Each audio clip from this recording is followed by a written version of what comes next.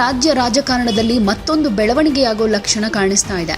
ಮಂತ್ರಿ ಸ್ಥಾನ ಹಂಚಿಕೆಯಲ್ಲಿ ಸಿದ್ದರಾಮಯ್ಯನವರ ಅಸಮಾಧಾನ, ಭರ್ತಿಯಾಗಬೇಕಾದ ಮಹಿಳಾ ಕೋಟ, ಇದರ ಮಧ್ಯೆ ಹೆಚ್ಚಾದ ಅತೃಪ್ತರ ಅಸಮಾಧಾನ, ಇದೆಲ್ಲ ಈಗ ಕಾಂಗ್ರೆಸ್ ಸರ್ಕಾರಕ್ಕೆ ಕಗ್ಗಂಟಾಗಿ ಪರಿಣಮಿಸಿದೆ. ಈ ಹಿನ್ನೆಲೆಯಲ್ಲಿ ಡಿಕೆಯ ನೂತನ ಸಂಪುಟದಲ್ಲಿ ಏನಾದರೂ ಚೇಂಜಸ್ ಆಗುತ್ತಾ? ಯಾರು ಇನ್ ಆಗ್ತಾರೆ, ಯಾರು ಔಟ್ ಆಗ್ತಾರೆ? ಬಂಡಾಯ ಶಮನಕ್ಕೆ ಮುಖ್ಯಮಂತ್ರಿ ಡಿಕೆ ಶಿವಕುಮಾರ್ ಅವರ ಮಾಸ್ಟರ್ ಪ್ಲಾನ್ ಏನು ಅನ್ನೋದ್ರ ಬಗ್ಗೆನೇ ಒಂದಷ್ಟು ಕುತೂಹಲ ಇದೆ.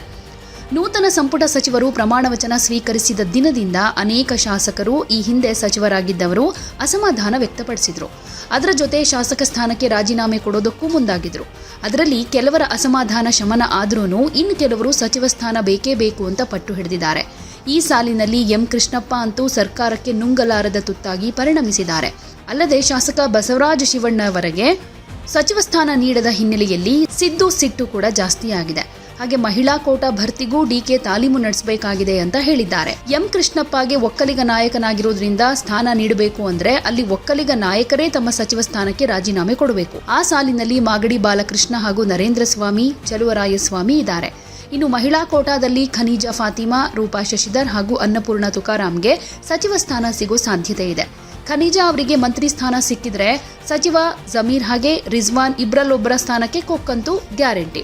ಅದರಂತೆ ಅನ್ನಪೂರ್ಣ ತುಕಾರಾಂಗೆ ಸ್ಥಾನ ಕೊಟ್ಟರೆ ಸಚಿವ ನಾಗೇಂದ್ರ ತಮ್ಮ ಸ್ಥಾನ ಕಳೆದುಕೊಳ್ತಾರೆ. ಇನ್ನು ರೂಪಾ ಶಶಿಧರ್ ಮಂತ್ರಿಯಾದರೆ ಅವರ ತಂದೆ ಮುನಿಯಪ್ಪ ಅವರ ಸ್ಥಾನವನ್ನ ತ್ಯಾಗ ಮಾಡಬೇಕಾಗಿದೆ. ಇಲ್ಲಿ ಸಿದ್ದರಾಮಯ್ಯನವರ ಅಸಮಾಧಾನ ಒಂದ್ ಕಡೆ ಸೈಲೆನ್ಸ್, ಮಹಿಳಾ ಕೋಟಾ ಭರ್ತಿ ಜೊತೆಗೆ ಎಂ ಕೃಷ್ಣಪ್ಪ ಪಟ್ಟು, ಸಚಿವ ಸ್ಥಾನ ಕೊಡದೇ ಇದ್ರೆ ರಾಜೀನಾಮೆಗೆ ಮುಂದಾಗ್ತಾ ಇರೋ ಶಾಸಕರು, ಇದು ನಿಜಕ್ಕೂ ಕೈಗೆ ಕಗ್ಗಂಟಾಗಿ ಪರಿಣಮಿಸ್ತಾ ಇದೆ. ಸಂಪುಟ ವಿಸ್ತರಣೆ ಬೆನ್ನಲ್ಲೇ ಸ್ಫೋಟವಾಗಿದ್ದ ಅಸಮಾಧಾನ, ಮಂತ್ರಿ ಸ್ಥಾನ ವಂಚಿತ ಶಾಸಕರ ಮನವೊಲಿಕೆಗೆ ಕಸರತ್ತಂತೂ ಶಮನ ಆದ ಹಾಗೆ ಕಾಣಿಸ್ತಾ ಇಲ್ಲ. ಇದರ ಮಧ್ಯೆ ಈಗ ಸಚಿವರ ಖಾತೆ ಕ್ಯಾತೆ ಬೇರೆ ಶುರುವಾಗಿದೆ. ಆರಂಭದಲ್ಲಿ ಮಂತ್ರಿ ಸ್ಥಾನ ಸಿಕ್ಕರೆ ಸಾಕು ಅಂತ ಹೇಳ್ತಿದ್ದವರು ಈಗ ಇಂಥದ್ದೇ ಖಾತೆ ಬೇಕು ಅಂತ ಪಟ್ಟು ಹಿಡಿದಿರೋದು ಸಿಎಂ ಡಿಕೆ ಶಿವಕುಮಾರ್ಗೆ ಹೊಸ ಸಂಕಷ್ಟವನ್ನ ತಂದಿಟ್ಟಿದೆ. ಇದೆಲ್ಲದರ ಮಧ್ಯೆ ಮಂತ್ರಿ ಸ್ಥಾನಕ್ಕೆ ಪಟ್ಟು ಹಿಡಿದು ಅತೃಪ್ತರು ದೆಹಲಿಗೆ ತೆರಳಿರೋ ಬೆನ್ನಲ್ಲೇ ಮುಖ್ಯಮಂತ್ರಿ ಡಿಕೆ ಶಿವಕುಮಾರ್ ಅವರು ದೆಹಲಿಯತ್ತ ಮುಖ ಮಾಡಿದ್ದಾರೆ. ಇನ್ನೊಂದು ಕಡೆ ಮೈಸೂರು ಪ್ರವಾಸದಲ್ಲಿರೋ ಮಾಜಿ ಸಿಎಂ ಸಿದ್ದರಾಮಯ್ಯ ಮೌನಕ್ಕೆ ಜಾರಿರೋದು ಭವಿಷ್ಯದ ವಿದ್ಯಮಾನಗಳ ಬಗ್ಗೆ ಕುತೂಹಲಕ್ಕೆ ಕಾರಣ ಆಗಿದೆ.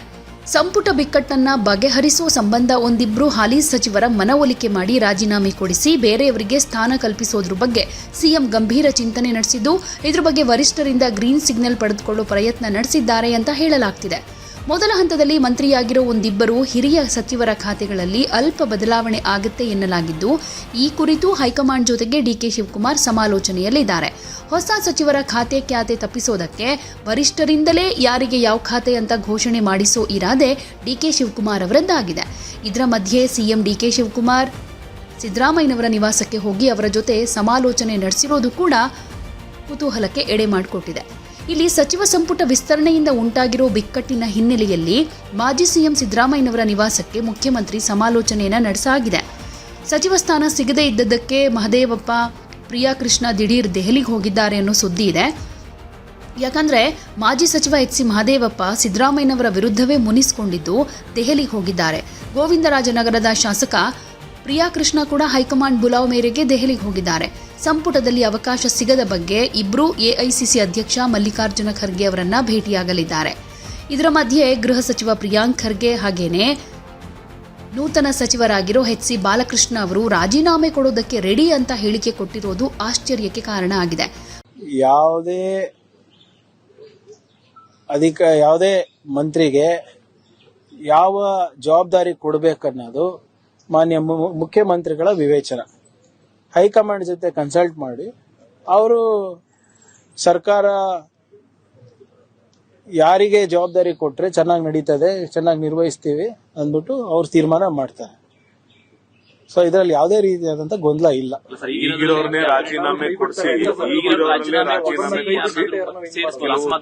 ತುಂಬಾ ಅಸಮಾಧಾನ ಹೊಂದಿರುವಂತವರಿಗೆ ದಾರಿ ಮಾಡ್ಕೊಡ್ತಾರೆ. ನೋಡಿ, ನಾನು ಮೊನ್ನೆ ಕೂಡ ಇದೇ ಹೇಳಿದ್ದೀನಿ. ನಾವು ಸುಮಾರು 140 ಜನ ಇದ್ದೀವಿ. 33 ಹುದ್ದೆಗಳಿದೆ. ಎಲ್ಲರಿಗೂ ತೃಪ್ತಿ ಪಡಿಸೋದು ಬಹಳ ಕಷ್ಟದ ಕೆಲಸ.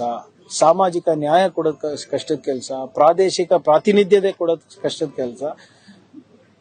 ಆದ್ರೂ ಕೂಡ ಎಲ್ಲರೂ ಸೇರಿ ಒಂದು ಪ್ರಾಮಾಣಿಕ ಪ್ರಯತ್ನ ಮಾಡಿದ್ದಾರೆ. ಅದಾದ್ಮೇಲೂ ಕೂಡ ಅಕಸ್ಮಾತ್ ಹೈಕಮಾಂಡಿಗೆ ಅನಿಸಿದ್ರೆ ಪ್ರಿಯಾಂಕ್ ಖರ್ಗೆ ರಾಜೀನಾಮೆ ಕೊಟ್ಟು ಪಕ್ಷದ ಕೆಲಸ ಮಾಡಬೇಕು ಅಂದ್ರೆ ಎಲ್ಲರೂ ಬದ್ಧರಾಗಬೇಕಾಗ್ತದೆ. ನಾನು ಬದ್ಧನಿದ್ದೇನೆ ಅದಕ್ಕೆ. There is no going back on what high command intends to do. ಆಯ್ತಾ? ಈಗ ನೀವು ಇಲ್ಲ ಒಂದ್ ನಿಮಿಷ ಅಭಿಯವರೇ, ನಾನೇನ್ ಹೇಳ್ತಾ ಇದ್ದೀನಿ ಅಂದ್ರೆ ಪಕ್ಷ ನಿರ್ಧಾರ ತಗೊಳ್ಳಿ. ಯಾರಿಗೇನ್ ಜವಾಬ್ದಾರಿ ಕೊಡಬೇಕು, ನನಗೆ ನಾಳೆ ಪಕ್ಷದ ಜವಾಬ್ದಾರಿ ಕೊಡಬೇಕು ಅಂದ್ರೆ yes I have to take it up. ಈಗ ಪಕ್ಷದ ಆಶೀರ್ವಾದದಿಂದ, ಜನರ ಆಶೀರ್ವಾದದಿಂದ, ನಮ್ಮ ಕಾರ್ಯಕರ್ತರ ಆಶೀರ್ವಾದದಿಂದ ಇವತ್ತು ನಾನು ನಿಮ್ಮ ಮುಂದೆ ನಿಂತಿದ್ದೀನಿ. ನನಗೆ ಇಲ್ಲಪ್ಪ ಸಾಕಾಯ್ತು, ನೀನು ಈಗ ಪಕ್ಷದ ಕೆಲಸಕ್ಕೆ ಹೋಗು ಅಂದ್ರೆ I have to do it. There is no choice. ಎಲ್ಲರಿಗೂ ಅನ್ವಯ ಆಗ್ತದೆ, ನನಗೂ ಅನ್ವಯ ಆಗ್ತದೆ, ಯಾರಿಗಾದ್ರೂ ಅನ್ವಯ ಆಗ್ತದೆ. ಆಮೇಲೆ ಅದರಲ್ಲಿ ಅಸಮಾಧಾನ ಪಡುವಂತ ಯಾವುದೇ ಇದು ನನ್ನಲ್ಲಿಲ್ಲ. ಲೇಟೆಸ್ಟ್ ಎಕ್ಸಾಂಪಲ್, ಈ ಕೃಷ್ಣಪ್ಪ ಅವ್ರ ಮನೆಗೆ ಡಿ.ಕೆ ಅವರು ಹೋದ್ರು, ಹರಿಪ್ರಸಾದ್ ಅವರು ಹೋದ್ರು, ಸುರ್ಜೇವಾಲಾ ಅವರು ಹೋದ್ರು. ಅವ್ರು ಹೇಳ್ತಿರೋದು ತುಂಬಾ ಕ್ಲಿಯರ್ ಇದೆ, ಮಿನಿಸ್ಟರ್ ಕೊಡ್ಬೇಕಿತ್ತು, ಕೊಟ್ಟಿಲ್ಲ. ಮುಂದಿನ ದಾರಿ ನಮಗ್ ಗೊತ್ತಿದೆ ಅಂತ ಬಹುತೇಕ ಮಾತಾಡೋರೆಲ್ಲರೂ ಕೂಡ ಮುಂದಿನ ದಾರಿ ನಮಗ್ ಗೊತ್ತಿದೆ ಅಂತ ಪರೋಕ್ಷವಾಗಿ ಹೇಳ್ತಿರೋದು. ನಾವು ಇಂಡಿಪೆಂಡೆಂಟ್ ಆಗೋ ಅಥವಾ ಬೇರೆ ಪಾರ್ಟಿ ಜೊತೆ ಹೋಗ್ತೀವಿ ಅಂತ. ಇದು ನೋಡಿ, ಯಾರು ಏನ್ ಹೇಳ್ತಾ ಇದಾರೆ ಅದಕ್ಕೆ ಬೇರೆ ರೀತಿಯಾದಂತ ಅರ್ಥ ತಾವು ಮಾಧ್ಯಮದವರಾಗ್ಲಿ ಅಥವಾ ನಾನು ಪಕ್ಷದ ಕಾರ್ಯಕರ್ತನಾಗ್ಲಿ ನಾನು ಹೇಳಕ್ ಆಗೋದಿಲ್ಲ. ಅದೇನೇ ಇದ್ರು ವರಿಷ್ಠರಿದ್ದಾರೆ, ಅವ್ರು ತೀರ್ಮಾನ ತಗೋತಾರೆ. ಕೃಷ್ಣಪ್ಪ ಸಾಹೇಬ್ರ ಅನುಭವನೂ ಬೇಕು ನಮಗೆ, ಪ್ರಿಯ ಕೃಷ್ಣ ಅವರ ಯುವ ಉತ್ಸಾಹನೂ ಬೇಕು ನಮಗೆ. ಅದು ಬರೀ ಇವರಿಬ್ಬರಿಗೆ ಸೀಮಿತ ಅಲ್ಲ, ನಮಗೆ ಎಲ್ಲಾ 100 ಜನ ಸೇರಿದ್ರೆ ತಾನೇ ನಾವು ಪಕ್ಷ ಕಟ್ಲಿಕ್ಕೆ ಆಗಬೇಕಾಗತ್ತೆ. Everybody is important to us. ಮಂತ್ರಿ ಸ್ಥಾನ ಬಿಟ್ಟು ಪಕ್ಷದ ಕೆಲಸಕ್ಕೆ ಸೂಚನೆ ಕೊಟ್ರೆ ಸಚಿವ ಸ್ಥಾನಕ್ಕೆ ರಾಜೀನಾಮೆ ನೀಡೋದಕ್ಕೆ ರೆಡಿ ಅಂತ ಪ್ರಿಯಾಂಕ್ ಖರ್ಗೆ ಹೇಳಿದ್ದಾರೆ. ಇನ್ನು ಮಾಗಡಿ ಬಾಲಕೃಷ್ಣ ಕೂಡ ನಾವೆಲ್ಲರೂ ಪಕ್ಷದ ಶಿಸ್ತಿನ ಸಿಪಾಯಿಗಳು, ಎಂ ಕೃಷ್ಣಪ್ಪ ಅವರನ್ನ ಮಂತ್ರಿ ಮಾಡೋ ಅನಿವಾರ್ಯತೆ ಇದೆ ಅನ್ನೋದಾದ್ರೆ ಪದತ್ಯಾಗಕ್ಕೂ ರೆಡಿ ಅನ್ನೋ ಹೇಳಿಕೆ ಕೊಟ್ಟಿದ್ದಾರೆ. ಆದರೆ ಇಲ್ಲಿ ಎಂ ಕೃಷ್ಣಪ್ಪ ಮಾತ್ರ ನನಗೆ ಅವಮಾನ ಆಗಿದೆ ಅಂತ ಹೇಳ್ಕೊಂಡು ಮಂತ್ರಿ ಸ್ಥಾನ ಬಿಟ್ಟು ಬೇರೆ ಯಾವುದೇ ಆಯ್ಕೆ ನನ್ನ ಮುಂದಿಲ್ಲ, ಹಾಗಾಗಿ ನನಗೆ ಸಚಿವ ಸ್ಥಾನ ಕೊಡಲೇಬೇಕು ಅಂತ ಹೇಳ್ತಿದ್ದಾರೆ. ಸಚಿವ ಸ್ಥಾನಕ್ಕೆ ನನ್ನನ್ನು ಯಾಕೆ ಪರಿಗಣಿಸಿಲ್ಲ ಅನ್ನೋದ್ರ ಬಗ್ಗೆ ಯಾರೊಬ್ರು ಹೇಳ್ತಾ ಇಲ್ಲ. ಮೂಲ ಕಾರಣ ಗೊತ್ತಾಗಬೇಕು. ನನಗೆ ಮಂತ್ರಿ ಸ್ಥಾನ ಸಿಗದೇ ಇದ್ರೆ ಮುಂದಿನ ನನ್ನ ದಾರಿ ನನಗೆ ಅಂತ ನಾಯಕರಿಗೂ ಹೇಳಿ ಕಳಿಸಿದ್ದೀನಿ ಅಂತ ಹೈಕಮಾಂಡ್ಗೆ ಸಡ್ಡು ಹೊಡೆದು ನಿಂತಿದ್ದಾರೆ. ಇನ್ನೊಂದು ಕಡೆ ನಾನು ರಾಜೀನಾಮೆ ಕೊಟ್ಟು ಮಗಳು ಹಾಗೆ ಕೆಜಿಎಫ್ ಶಾಸಕಿ ರೂಪಕಲಾ ಶಶಿಧರ್ ಅವರಿಗೆ ಸಚಿವ ಸ್ಥಾನ ತ್ಯಾಗ ಮಾಡ್ತಾ ಇದ್ದೀನಿ ಅನ್ನೋದು ಕೇವಲ ವದಂತಿ. ಯಾವುದೇ ಕಾರಣಕ್ಕೂ ಮಗಳಿಗೆ ಮಂತ್ರಿ ಸ್ಥಾನ ಬಿಟ್ಕೊಡೋ ಪ್ರಶ್ನೆಯೇ ಇಲ್ಲ ಅಂತ ಆಹಾರ ಸಚಿವರಾಗಿರೋ KH ಮುನಿಯಪ್ಪ ಸ್ಪಷ್ಟಪಡಿಸಿದ್ದಾರೆ. ಖಾತೆ ಬದಲಾವಣೆಗಾಗಿ ರಾಹುಲ್ ಗಾಂಧಿ ಅವರಿಗೆ ಬೇಡಿಕೆ ಇಟ್ಟಿದ್ದು ಸಕಾರಾತ್ಮಕ ಸ್ಪಂದನೆ ಸಿಕ್ಕಿದೆ ಅಂತಾನೂ ಹೇಳ್ತಾ ಇದ್ದಾರೆ. ಒಟ್ನಲ್ಲಿ ಮಂತ್ರಿ ಸ್ಥಾನ ಇಲ್ಲದವರದು ಒಂದು ಕಡೆ ಕೊರಗಾದ್ರೆ, ಮಂತ್ರಿ ಸ್ಥಾನ ಸಿಕ್ಕಿದ್ರೂ ಇಂಥದ್ದೇ ಖಾತೆ ಬೇಕು ಅಂತ ಕೆಲವರು ಪಟ್ಟು ಹಿಡಿದು ಲಾಬಿ ಮಾಡುವುದಕ್ಕೆ ಶುರು ಮಾಡಿದ್ದಾರೆ. ಸೊ ಇದೆಲ್ಲವನ್ನ ಯಾವ ರೀತಿಯಾಗಿ ಹ್ಯಾಂಡಲ್ ಮಾಡ್ತಾರೆ DK ಶಿವಕುಮಾರ್ ಅವರು ಕಾದು ನೋಡಬೇಕಾಗುತ್ತೆ. ಅದಕ್ಕಾಗಿ ದೆಹಲಿಗೆ ಹೋಗಿದ್ದಾರೆ. ಹೈಕಮಾಂಡ್ ಏನು ಸೂಚನೆ ಕೊಡುತ್ತೆ, ಏನಾದರೂ ಅದಲು ಬದಲಾಗೋ ಚಾನ್ಸಸ್ ಇದೆಯಾ ಖಾತೆ, ಅಥವಾ ಇರೋ ಸಚಿವರಲ್ಲೇ ಅಂದರೆ ನೂತನವಾಗಿ ಯಾರ್ಯಾರು ಪ್ರಮಾಣ ವಚನ ಸ್ವೀಕರಿಸಿದ್ದಾರೆ ಅವರೇ ಏನಾದರೂ ಒಪ್ಪಿ ರಾಜೀನಾಮೆ ಕೊಟ್ಟರೆ ಆ ಜಾಗಕ್ಕೆ ಅಸಮಾಧಾನಿತ ಶಾಸಕರನ್ನ ತಂದು ಕೂರಿಸೋ ಪ್ರಯತ್ನ ನಡೆಯುತ್ತಾ? ಅದಷ್ಟೊಂದು ಈಸಿನಾ? ಕಾದು ನೋಡಬೇಕಾಗುತ್ತೆ.